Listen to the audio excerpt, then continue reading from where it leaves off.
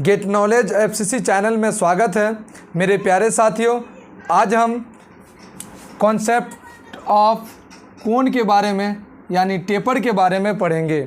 तो मेरे प्यारे साथियों, हम शंकु के बेसिक के बारे में, शंकु का आधार क्या है, शंकु का फार्मूला कहाँ से आया, शंकु का सूत्र आया कहाँ से, और उसको हम निकालने के लिए सीखेंगे। तो मेरे प्यारे साथियों, वीडियो के अंत तक ज़रूर बने रहें, और यदि वीडियो अच्छा लगे तो लाइक, शेयर एंड चैनल को सब्सक्राइब जरूर करें, ताकि हमको लाइक करने पर हमको एक मोटिवेट मिलता है कि मैं जो काम कर रहा हूँ ये काम कितने लोग पसंद करते हैं। तो मेरे प्यारे साथियों, इसलिए लाइक पर ज़रूर क्लिक करेंगे, लाइक ज़रूर करेंगे वीडियो को। तो सबसे पहले मेरे प्यारे साथियों, इसकी बनावट की बात करते हैं। तो बनावट जो है, यह एक शंकु कैसा है, शंकु आप कह सकते हैं कि जोकर के टोपी के आकार का है, और नीचे ये जो राउंड है यहाँ पर ये वृत्ताकार सरफेस है। क्या है? वृत्ताकार खोखला है, खोखला भी हो सकता है और इसको आप बंद भी कर सकते हैं।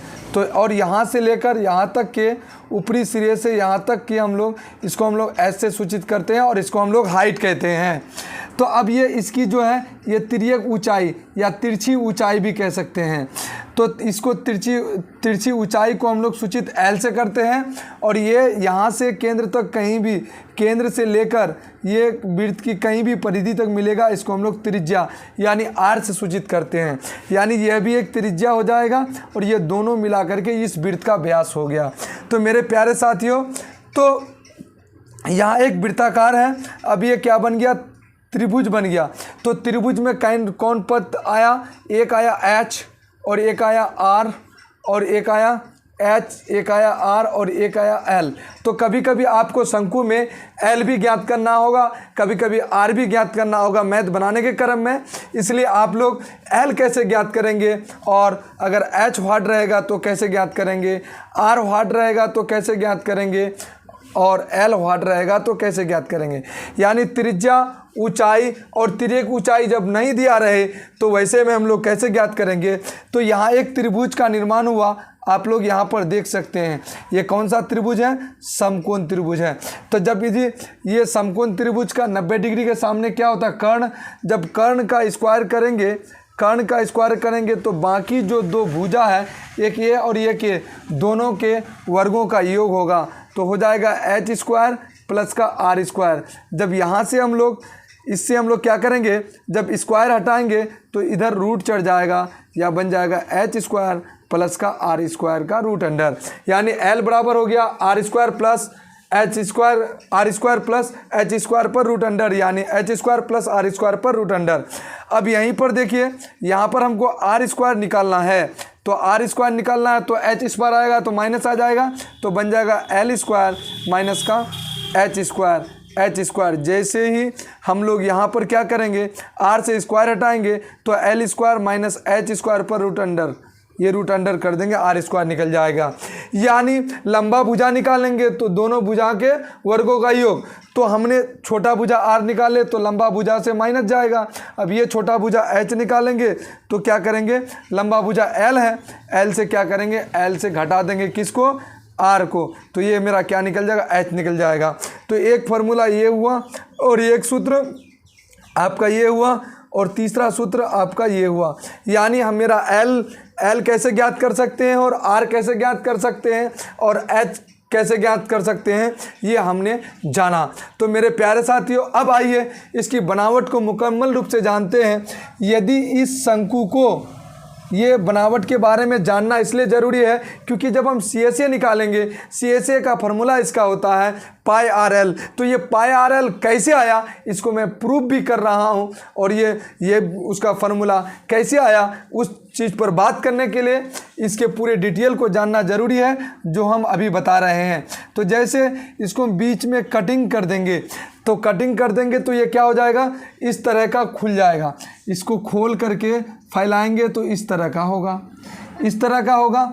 ये उसकी क्या कहलाएगी, ये इसकी तिर्यक ऊंचाई यानी एल ही कहलाएगी। ये यहाँ भी मिलाएंगे तो भी ये क्या कहलाएगी, एल ही कहलाएगी। तो अब इस शंकु को, ये चदरा को जो शंकु से निकाले हैं, तो इसको हम लोग क्या करेंगे, और ये ये ऐसे करके क्या था, राउंड था। जब इसको काट के फैलाएं तो अकॉर्डिंग क्वेश्चन ये समझिए, यानी ये एक वृत्त की क्या थी, परिधि थी। ये एक परिधि थी, इसी परिधि को फैलाया गया। तो वृत्त की परिधि का फॉर्मूला क्या होता है, 2πr। 2πr यानी वृत्त है, इसका परिधि ही यहाँ पर ऐसे करके फैला है। तो पूरी टोटल परिधि क्या है, 2πr, क्योंकि इस वृत्त को खोल करके यहाँ फैलाया गया तो 2πr बना।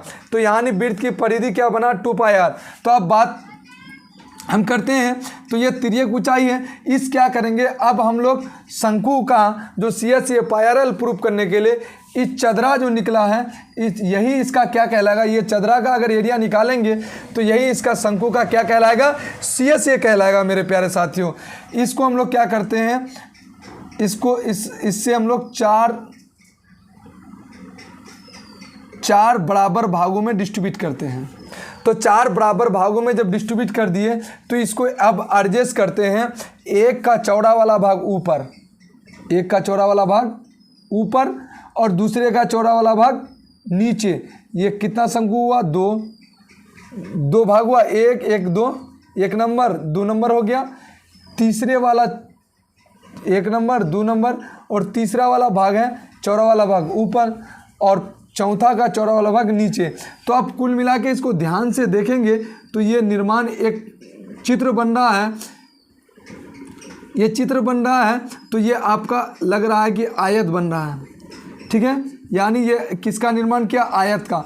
तो अब समझिए, ये इसकी क्या हो गई, चौड़ाई हो गई। ये इसकी क्या हो गई, चौड़ाई हो गई। ये इसकी क्या हुई, चौड़ाई। और ये जो साइड वाला भाग है ना, तो ये आपका L यानी लंबाई हो गया। तो आयत का ये L हुआ, ये B हुआ। तो आपको मन में ये क्वेश्चन आ सकता है कि हम इसको आयत कैसे कहें। तो मेरे प्यारे साथियों, आयत क्यों नहीं कहेंगे, देखिए ये ऐसे करके घुमा है और ऐसे करके राउंड हुआ है। तो ये थोड़ा सा जो ये है, तो ये उभरा हुआ भाग इसको कवर कर लिया।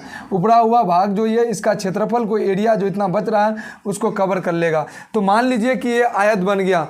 चलिए, तो आयत का निर्माण हुआ और ये टोटल परिधि कितना था, 2πr। तो आधा परिधि इसका, क्योंकि 2 वाला चौड़ा वाला भाग ये यहाँ से यहाँ तक क्या है, इधर है। ये दोनों मिला के यहाँ से यहाँ है और यहाँ से यहाँ, तो ये टोटल मिला के 2πr। तो यहाँ से इधर क्या मानते हैं, πr। तो ये हो गया आपका चौड़ाई कितना हुआ, चौड़ाई आपका πr कह सकते हैं। और तो 2πr है, तो और πr कहाँ गया, तो 2 इधर है ना, तो इधर ये πr इसका चौड़ाई हो गया। चलिए, तो अब हम शंकु के जो CSA होगा, CSA, शंकु का जो CSA होगा, इसका फॉर्मूला πrl होता है। लेकिन आया कहाँ से, इसके बारे में हम लोग जानते हैं। तो अब ये हम कह सकते हैं, इस शंकु का क्षेत्रफल बराबर CSA बराबर हम लोग कह सकते हैं आयत का क्षेत्रफल। आयत का क्षेत्रफल, कौन सा आयत का क्षेत्रफल, ये जो यहाँ बनाया गया है इस आयत का क्षेत्रफल। तो आयत का क्षेत्रफल जो होता है लंबाई गुना चौड़ाई, लंबाई गुना चौड़ाई।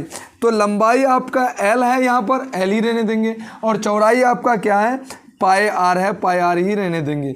तो हम कह सकते हैं πrl। इसको L को इस पार कर दिए, गुना में है ना, इधर करें या उधर करें गुना, ये आपका क्या हुआ, शंकु का CSA हो गया। तो मेरे प्यारे साथियों, आपको ये पता चल गया कि शंकु का CSA आया कहाँ से और ये कैसे निकलता है। तो ये हम कॉन्सेप्टली जान चुके। अब हम शंकु के किसकी बात करेंगे, TSA की। शंकु के TSA की बात करेंगे, यानी total surface area, curve surface area. जो ये राउंडिंग है उसको कहेंगे कर्व सरफेस एरिया, टोटल को कहेंगे टोटल सरफेस एरिया, जिसको हम लोग हिंदी में इसको कहते हैं कुल पृष्ठीय क्षेत्रफल, और इसको कहेंगे वक्र पृष्ठीय क्षेत्रफल। तो वक्र पृष्ठीय क्षेत्रफल के बारे में हम लोग जान चुके, अब जानेंगे कुल पृष्ठीय क्षेत्रफल। तो कुल पृष्ठीय क्षेत्रफल जो होगा, तो एक यहाँ पर जो है ना, ये वृत्ताकार, अगर कुल निकालने कहेगा तो ये वृत्ताकार ढक्कन जो है, ये क्या है, वृत्त है। तो इसमें क्या होगा, CSA तो होगा ही, CSA राउंडकार क्षेत्रफल हुआ और एक वृत्त चिपकाया गया, प्लस क्या होगा, एक वृत्त का क्षेत्रफल। तो वृत्त का क्षेत्रफल होता है CSA क्या है, πrl, और वृत्त का क्षेत्रफल πr²। तो यहाँ पर क्या कर लेंगे, πr कॉमन लेंगे, L प्लस आर बन जाएगा। तो हम ये किसका हो गया, आपका टोटल सरफेस एरिया। हम ऐसा भी फॉर्मूला कह सकते हैं pi r l plus pi r square, pi r bracket l plus r या आर प्लस एल। तो ये आपका शंकु के CSA के बारे में जाने और शंकु के TSA के बारे में जाने। तो मेरे प्यारे साथियों, अब हम इसकी किसकी, शंकु के आयतन की बात करेंगे। शंकु का आयतन, शंकु का आयतन, आयतन को इंग्लिश में वॉल्यूम कहते हैं, इसको सूचित V से करते हैं। चलिए आयतन की बात करेंगे। तो आयतन को समझने के लिए यहाँ पर बेलन को समझना जरूरी है। जो भी साथी इससे पहले वाला वीडियो बेलन का बेसिक नहीं देखे हैं तो वो बेलन का बेसिक देखेंगे, तभी इसकी आयतन को समझ पाएंगे। तो ये बेलन का हम लोग सबसे पहले बेलन का आयतन जानते हैं। तो बेलन का आयतन जो होगा, आयतन होगा वहाँ पर जो वीडियो में इससे पहले जो वीडियो अपलोड किया गया उसमें बताया गया है, कोई भी चीज़ आधार सेम हो, इसका तली सेम हो और ऊपरी सेम हो, ऊपरी तली और निचली तली सेम हो और बराबर आकृति का गया हो, कोई बेका टेढ़ा नहीं सीधा गया हो, तो उसका तली का क्षेत्रफल, तो तली क्या है, वृत्त है, वृत्त का क्षेत्रफल क्या होगा, पाई आर स्क्वायर और इसकी ऊंचाई से गुना कर देंगे। यही तली मिल करके ये क्या बना है, ये पूरा बेलन बना है, तो इसको हम लोग H से गुना कर देंगे। यानी बेलन का आयतन आपने समझ गए कि बेलन का आयतन पाई आर स्क्वायर H होता है। यदि अब एक शंकु बना लेते हैं, आधार सेम कर देते हैं, आधार क्या कर देंगे, सेम और ऊंचाई सेम, यानी वही त्रिज्या वही ऊंचाई। जब वही त्रिज्या वही ऊंचाई वाला बेलन, वही त्रिज्या वही ऊंचाई वाला बेलन अगर बनाया जाए तो हम इसमें यदि कुछ मिट्टी भरेंगे, फुल मिट्टी भरेंगे, तो इस शंकु वह सेम ऊंचाई वाला शंकु है और सेम त्रिज्या वाला शंकु है। जब इसकी मिट्टी इसमें डालेंगे तो 3 शंकु मिट्टी होगा। अगर सेम आधार, सेम त्रिज्या और सेम ऊंचाई के होगा तो यानी इसमें 3 शंकु आएगा। कितना शंकु आएगा? यदि हम इस बेलन को भरना चाहते हैं तो इस शंकु से 3 बार मिट्टी फुल लेकर भरेंगे और इसमें डालेंगे तभी भरेगा। तो अब हम कह सकते हैं बेलन और शंकु की अनुपात, बेलन और शंकु की अनुपात, तो इसमें 3 भाग है तो 3 और शंकु में 1 भाग है तो 1। तो बेलन और शंकु के अनुपात कहेगा तो हम लोग 3:1 कहेंगे।